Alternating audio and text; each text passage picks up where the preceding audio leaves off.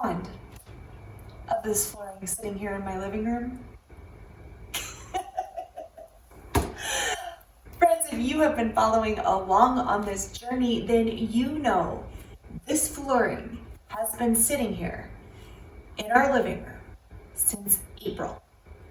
Now, what on earth does this have to do with biblical health? I am sure if you are new to this channel, you're thinking, okay, I thought I was subscribing to somebody who talked about biblical health, and now she's talking about her flooring. I'm confused.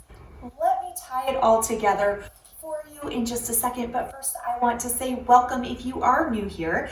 My name is Amanda Willis. I empower families to wellness authentically through biblically rooted principles. And we do not have time in this particular video for me to cover all of the information on bioaccumulation and how toxins can build up in your body, and how when we use products that are made with materials that we were not really designed to be breathing inside of a home that is sealed for energy efficiency, and those products cannot off-gas and the gases release out of your home, then long-term exposure to those things really builds up into our bodies. And it's not just your flooring, it's not just your, it's not just your flooring, it's not just the paint on your walls, it's a combination, an accumulation, a bioaccumulation of all of these things. One adds on top of the other, on top of the other. But great news. I'm not here to just tell you all of what the problems are and say, oh no, this is all really bad. I'm here to give you solutions, but also to give you hope and remind you that baby steps are important. Baby steps make a huge difference. So even changing just one thing in your home reduces the amount of daily toxic exposure that you are experiencing and exposing your body to, and therefore reduces that bioaccumulation and allows your body to start eliminating some things when you give it support in order to do that. So we were created to be in a garden.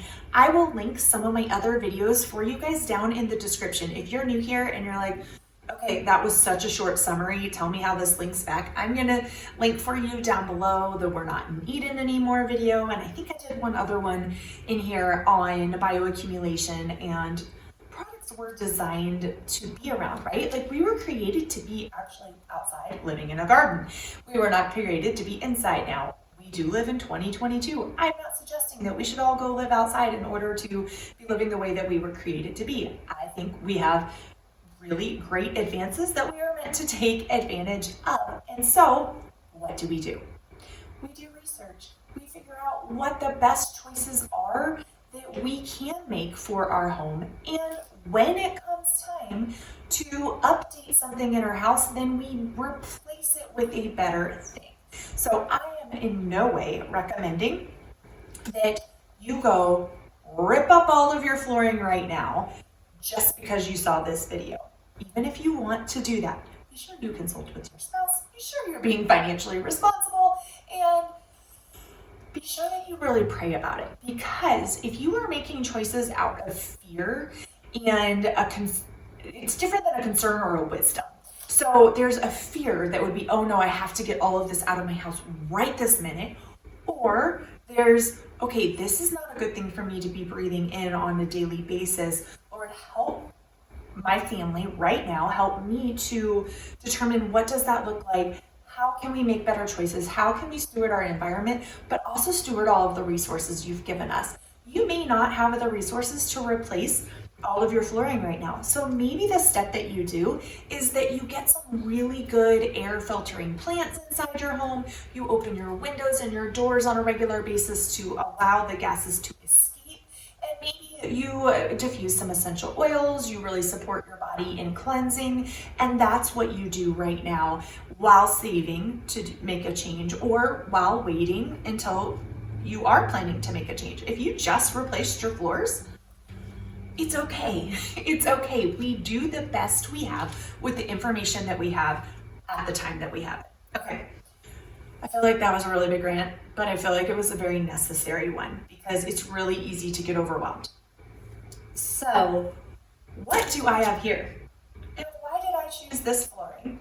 Today, I'm going to explain to you why I chose the flooring that I did choose for our house and link you to some of the resources that I found really helpful in doing the research, because if you have been following along, then you already know this, but if you're new here, then you don't. My husband and I recently just moved from the Front Range of Colorado to Casper, Wyoming at the end of February, beginning of March. We closed on our home at the end of February.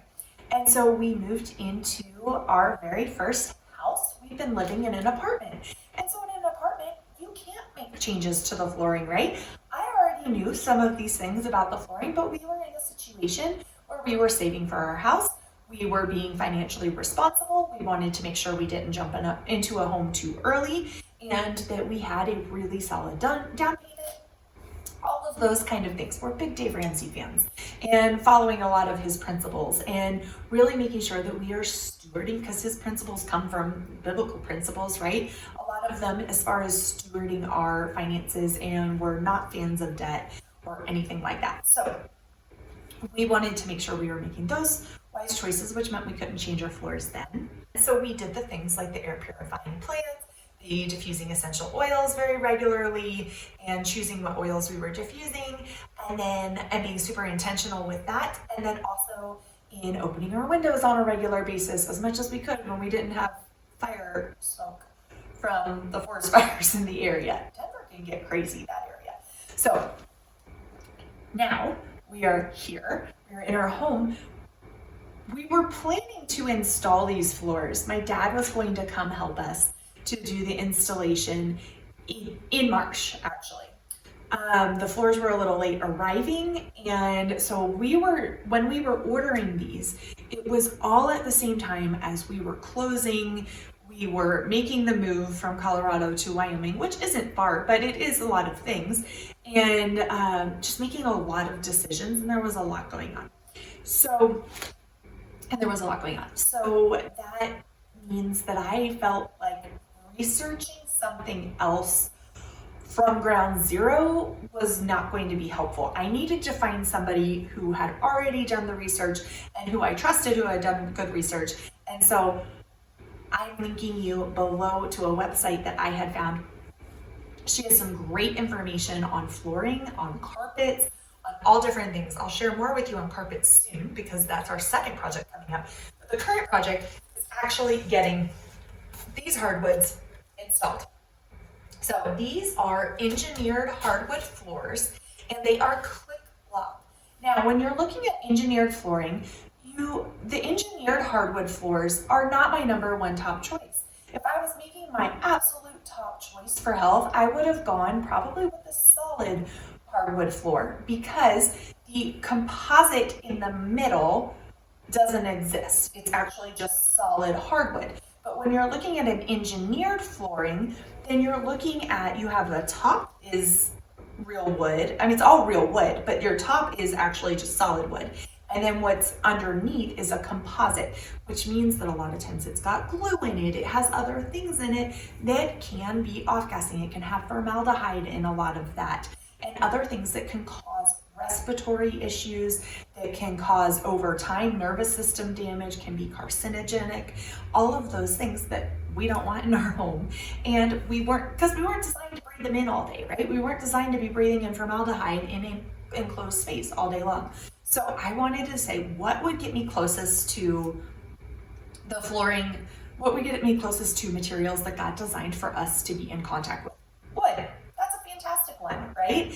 And so that's what led me to wood floors to start with for our first couple levels. Now, we do have some carpet that's going upstairs. I'll explain more in a future video on that. If you're not subscribed, be sure you hit the subscribe button below, and that way you will be updated, especially if you hit the notification button as well, that bell, anytime a new video goes live, and you will know when that carpet video comes, and the before and after video that's coming of this flooring installation, because it's not just this room, it's also our kitchen, our dining room, and the front hallway, where currently there is a kind of cheap but nicer vinyl flooring in this room. And then we have some tile that was original to the home, I believe, and it is got some major crackage issues and some grout issues, which the grout could be fixed, but we wanted it all to be even around. There's also some carpet upstairs, and so all of that's getting torn out starting this Wednesday. Oh, we're excited. So we went with this click-lock engineered hardwood flooring. So this is the Malibu flooring. It is, I'll put the model number and everything below if you're interested. Of course, you're gonna wanna pick the color that works best for you and all of that. But what I kind of used as my baseline was I was looking for something that was CARB 2 certified or Green Guard Gold certified for our underlayment, because when you're installing a wood floor, you want a really good underlayment, right? But you also don't want an underlayment that's made with all of those off-gassing materials either, right? So you want something that's going to be safe to be breathing in. So this underlayment that we chose is Quiet Walk, and it is Green Guard Gold certified. So the highest certification that's available when it comes to wood floors and underlayments as far as what you're breathing in. The CARB 2 is also a really great certification. The hardwoods are the CARB 2 compliant, but they are not the Green Guard Gold. And they do have the floor score certification and everything on them too.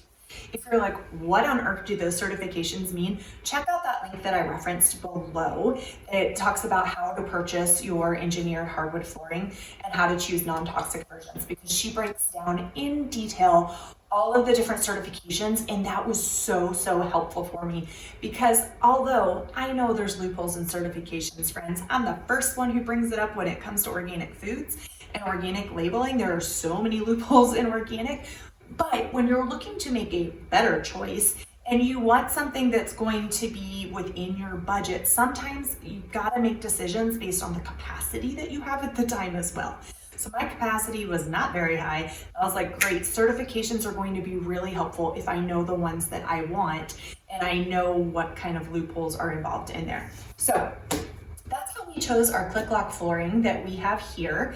You'll get to see what that looks like in a video coming up very soon. Right now, I'm just going to tease you and show you the boxes.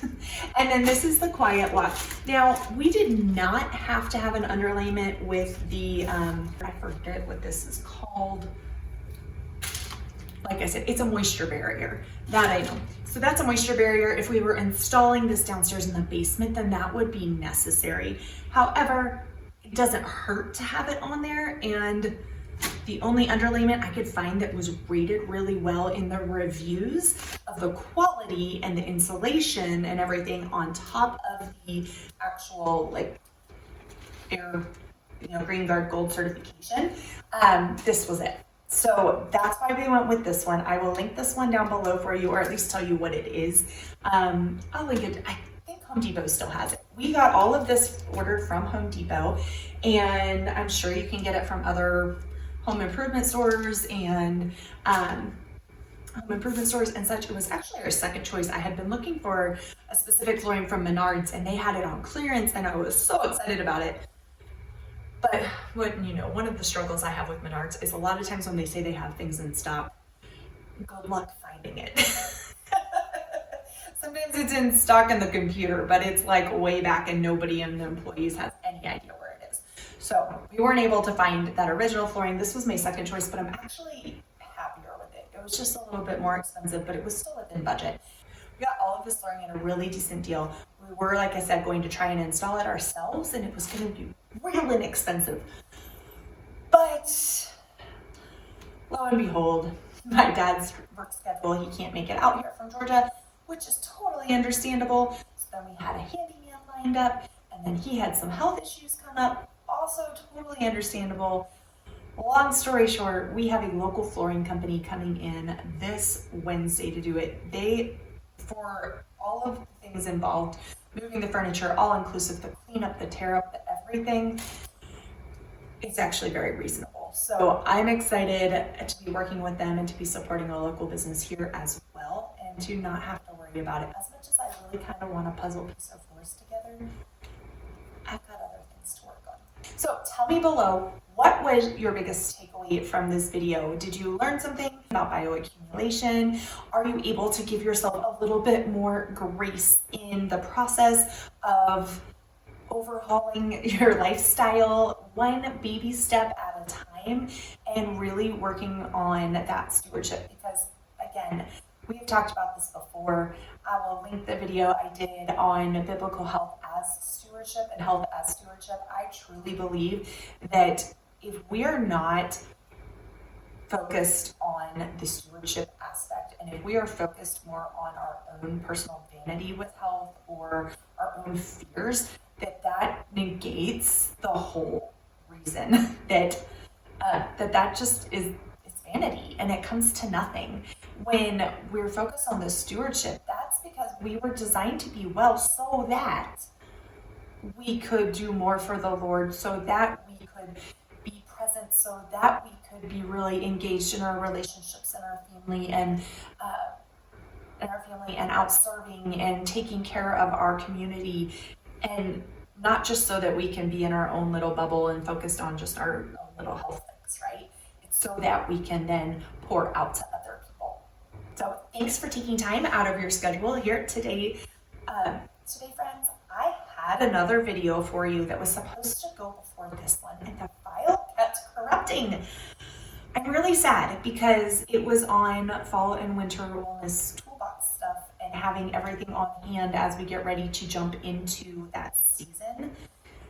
If you're on my newsletter list, though, I sent you the Cliff Notes version and that list breakdown, so you still got the outline. If you're not yet on my newsletter list, friends, you're missing out on things like that. So if a video isn't able to make it live, I still try to get that information out to my newsletter list.